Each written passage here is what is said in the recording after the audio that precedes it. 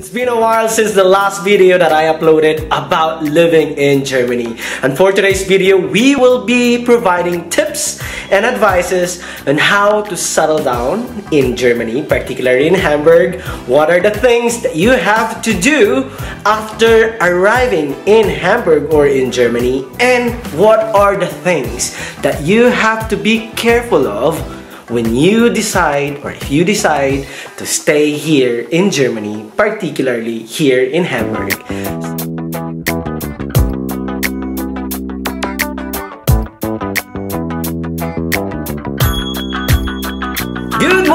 Good morning! Isang napakagandang umaga. Buenos dias, bom dia, ein guten Morgen, bonjour, calamera, dubriotro.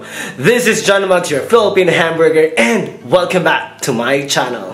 Before we start, for those who are new on this channel, please don't forget to click the subscription and then the notification bell here, here, for more informative, useful, and fun videos with yours truly, the Filipino hamburger. So without further ado, let's start with the first information.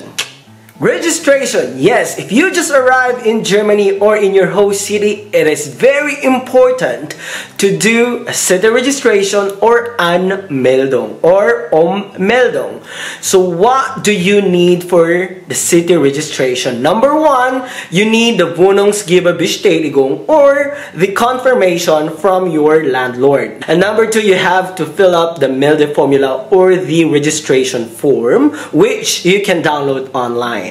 Number three, you have to bring your passport or your Aufenthaltsgenehmigung or your visa or your national ID for identification purposes. Number four, if you are married and if you have kids, then please don't forget to bring the marriage contract and then the birth certificates of your kids, because these documents, marriage contract and then the birth certificate of your kids, will determine on what tax class will you be in. If you don't have this document, your familie stand or your civil status will be unbekannt or unknown unless you are single and ready to mingle.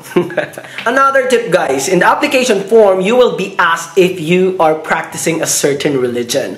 Why is this important? Because if you declare that you're a Catholic or Protestant, then you will be obliged by law to pay church tax. Yes, guys, in Germany, for those who are practicing their religion, they have to pay their church tax. So, I'm not saying that you are going to lie or that you should lie, but if you are not really practicing your religion or what, I would suggest just don't.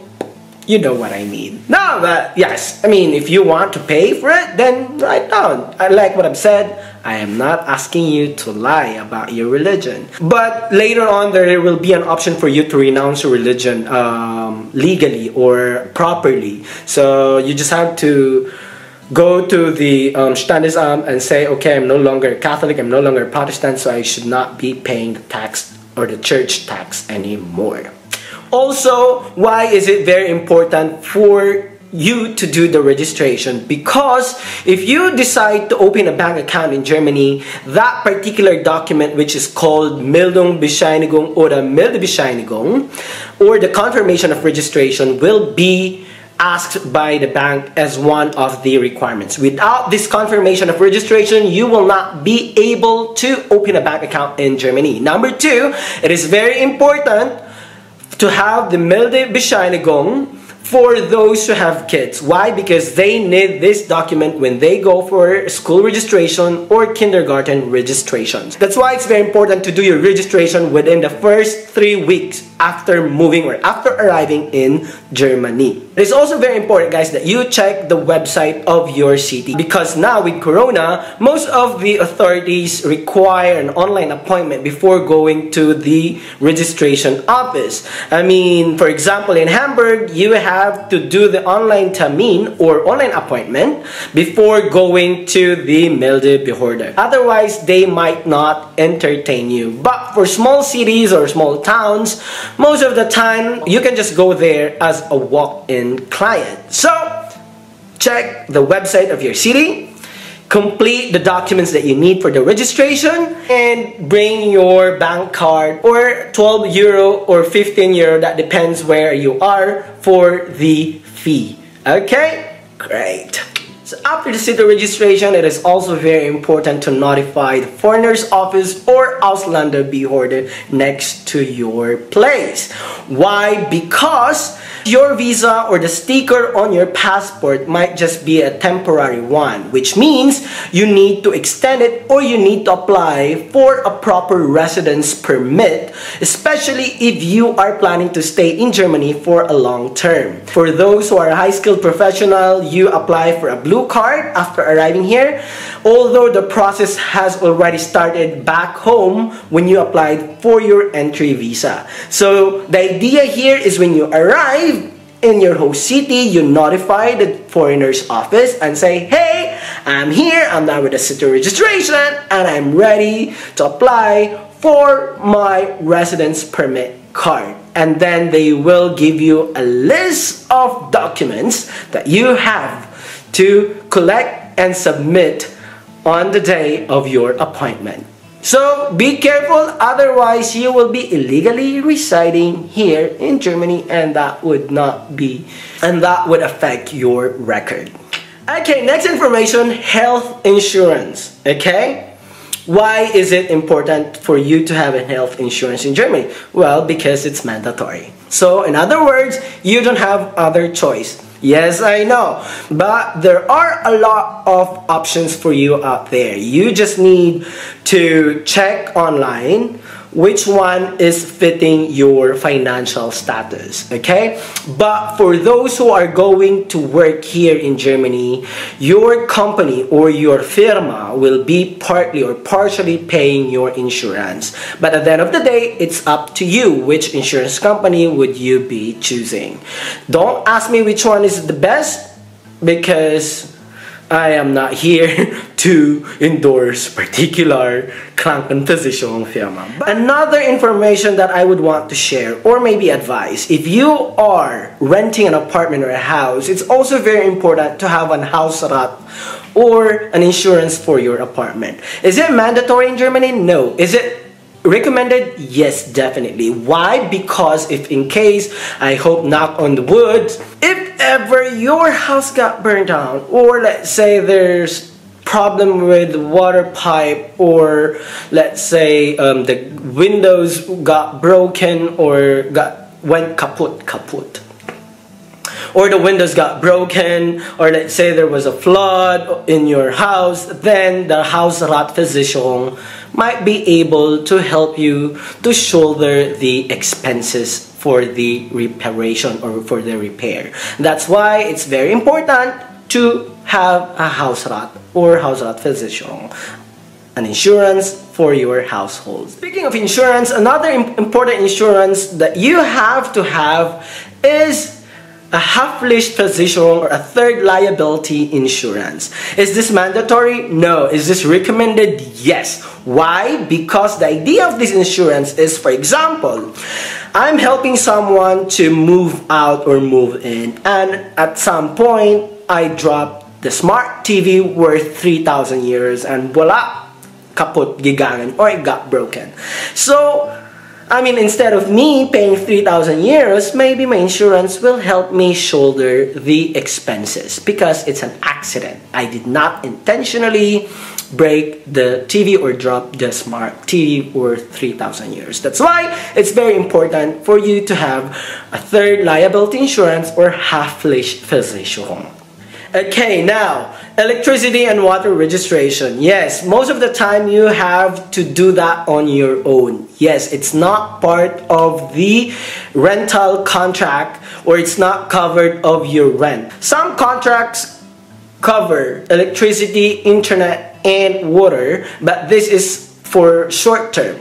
If you want a long-term lease, then the electricity, water, and internet provider will be searched or will be done by you. What do I mean? You have to do your own search. You have to find your own Anbieter or provider for your electricity, water, and internet. Just a tip, guys. If you know how to manage your electricity, water properly, by the end of the year, you will get a refund. But if you use a lot of water and you have a lot of gadgets, by the end of the year, you might be paying more or extra. So be careful on how you manage or how you use these resources.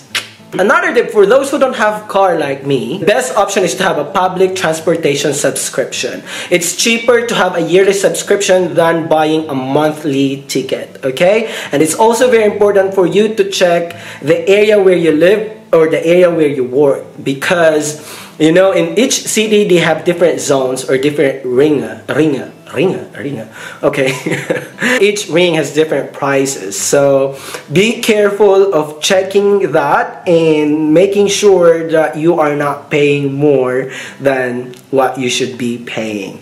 Okay, so check that out. But for those who are going to work, maybe you could ask your company if they have profit ticket or a public transport subsidy for you guys, and that will minimize the financial burden on your side because the company will partly pay for your public transportation. Okay, so you should better ask your company, particularly the HR department. After registration, expect that you will be receiving tons of letters or some posts. One of the best example is a letter from ARD or the GIETSE, and that is for your TV and radio tax. Yes, even if you don't have a TV or radio in your apartment or in your room, you are still mandated by law to pay the TV and radio tax. I mean, if you are living with someone, maybe that someone has already paid the tax or the fee, then you better discuss with him or her and yeah, share the financial burden together. But if you are alone in that apartment, then you have to pay for your radio and TV tax. Make sure that you pay your TV and radio tax on time, otherwise you will be in trouble. Trust me, based on experience. Next, if you have a pet, particularly a dog, then you also have to register your dog in the Meldeamt or in the registration authority. Yes, you have also to pay tax for your dog. Welcome to Germany. Yes, for every single thing there are something which is called tax. Okay. Enough with the bureaucratic, boring part of this video. Now I will be just providing you some important things that you need to observe and be careful once moving in Germany. Number 1, after 10 p.m., please minimize or avoid making noises. Otherwise, maybe your friendly neighbor will call the police. Well, he or she will not call the police for the first time, but maybe she would go and ask you to maybe lower down your music or to, you know, tell your guests to just lower down their voice, okay? But if you insist or if you keep making noises or having loud music beyond 10 p.m., then be ready. Be ready to have an expected guest after a few minutes, which is called Polizei. Genau. So, number 1 tip, if you are organizing a party or an event in your place, inform your neighbors. Might as well invite them because, you know, be friendly. Befriend your neighbors, guys, because that's the key to an harmonious, peaceful, and friendly coexistence in the same building. Okay, next tip. Sunday. Sundays are considered as the Ruhetag in Germany. What do I mean by that? It's the relaxation day in Germany, which means you are not allowed to do drilling, you are not allowed to do construction work, you are not allowed as much as possible to do vacuum on a Sunday because it disturbs the neighbors. It creates a noise pollution and it affects my relaxation day, okay? So, be careful. If possible, do these things during the week or Saturday. Just don't do it on a Sunday. Otherwise, expect for a grumpy neighbor who would be complaining, and if you still do this for the next few minutes, then you will have again an unexpected guest called Politsai. Next tip, segregate your waste. Yes, biodegradable, non-biodegradable, or might as well paper, plastic, and bio. Paper, plastic, bio. Okay, do I have to repeat that again?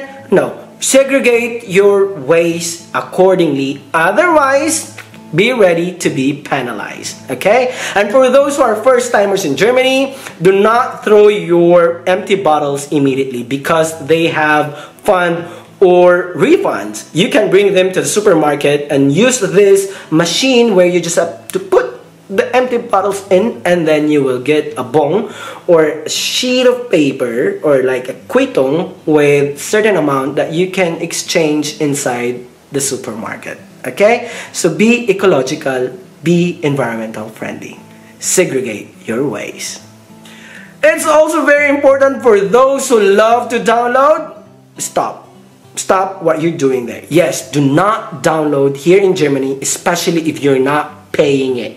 I mean, do not download illegally in Germany. Otherwise, Gefängnis or prison, or maybe it will cost you a lot or thousands of euros to settle the copyright issue. Okay? So please, please, please stop downloading. Don't download. If you download, make sure that you are doing it on a proper platform and you have paid for it. Okay? Great. And if you're in Hamburg, guys, invest in a good, nice jacket and umbrella. Why? Because the weather here can't be trusted. Nah, of course not. Maybe I'm just exaggerating. But most of the days in a year here in Hamburg is windy or rainy. So might as well to have a nice wind and waterproof jacket and as well shoes and a nice stable umbrella. Otherwise, enjoy to be wet in Hamburg. And last but not the least, join different groups for expat on social media such as Facebook. There are a lot of groups where you can just join freely and exchange your experience and ask questions. It will help you to settle down and integrate easily. Well, integration, not maybe, but at least it will help you to feel at home easily. So that's it for today. I hope I was able to help you guys with the information and tips and advices that I've shared. And if you have questions, feel free to write down your questions on the comment box below, or you may write me personal direct messages on my social media platforms. Okay? Thank you very much for staying until the last minute of this video. If you want more videos like this, please feel free to subscribe, like, and share. So once again, this is John Mugs, your Filipino hamburger, who wants to say, Willkommen in Deutschland! Have fun, enjoy, and don't forget your umbrella if you are living in Hamburg. Have a nice day. Ciao!